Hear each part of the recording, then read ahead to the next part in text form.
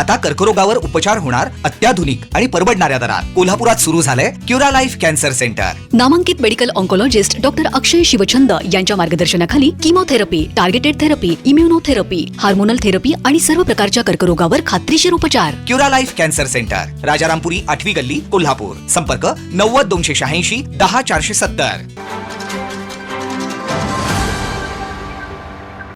निश्चितच अतिक्रमण हे दोन पार्ट मध्ये आहेत. एक पब्लिक प्रॉपर्टीवरती झालेलं अतिक्रमण, विशेष करून जे काही स्टॉल धारक असतील किंवा फेरीवाले असतील, तर त्या बाबतीमध्ये मध्यंतरी मीटिंग महापौरांकडे झाली होती की ह्या लोकांचं फेरीवाला समिती जोपर्यंत गॅझेट नोटिफिकेशन निघत नाही तोपर्यंत आपल्याला त्याच्यावरती लोकांची मीटिंग घेऊन त्यांना हॉकर झोन डिक्लेअर करता येईल का.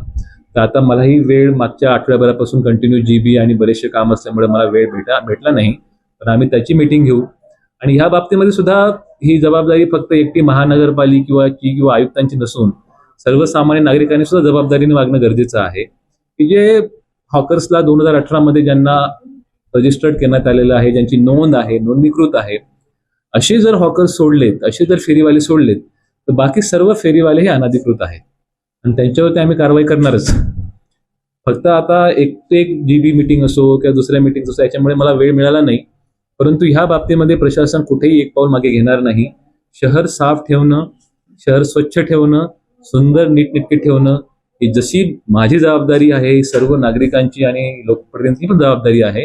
आणि त्या कारवाईमध्ये मी कुठल्याही प्रकारचं प्रेशर किंवा दबाव सहन करणार नाही. I am going to make sure की आपलं शहर हे स्वच्छ आणि सुंदर राहील. फक्त मला येऊन सुद्धा 1.25 महिना झाला, बाकी बरेचसे डेव्हलपमेंटची कामं चालू आहेत. ह्या बाबतीमध्ये एक ठोस भूमिका मी स्वतः SP साहेबांशी बोललेलो आहे, जिल्हाधिकाऱ्यांशी बोललेलो आहे. आम्ही तिघही मिळून कॉन्क्रीट प्लॅन, महालक्ष्मी मंदिर परिसर असेल, रंकाळा परिसर असेल, VIP रोड असेल किंवा ज्या महत्वाच्या कोर्ट परिसर असेल, हॉस्पिटल परिसर असेल, या ठिकाणी करणार आहोत. तर ही कारवाई अटळ आहे. फक्त माझं म्हणणं आहे की आपण स्वतःहून जर काढून घेतलात तर चांगलं आहे. आणि मध्यंतरी जीबीने खूप सुंदर ठराव मंजूर केलेला आहे की जे स्टॉल धारक अनधिकृत असतील त्यांच्या गाळे हे जप्त करून, त्यांचा स्टॉल जप्त करून तो परत दिला जाणार नाही. त्या बाबतीमध्ये आता ठराव लवकरच आपल्याला मिळणार आहे. सो तो सुद्धा एक सपोर्ट लोकप्रतिनिधींकडून आम्हाला आहे. धन्यवाद. ताज्या घडामोडी पाहण्यासाठी माझा महाराष्ट्र न्यूजला आजच सबस्क्राईब करा.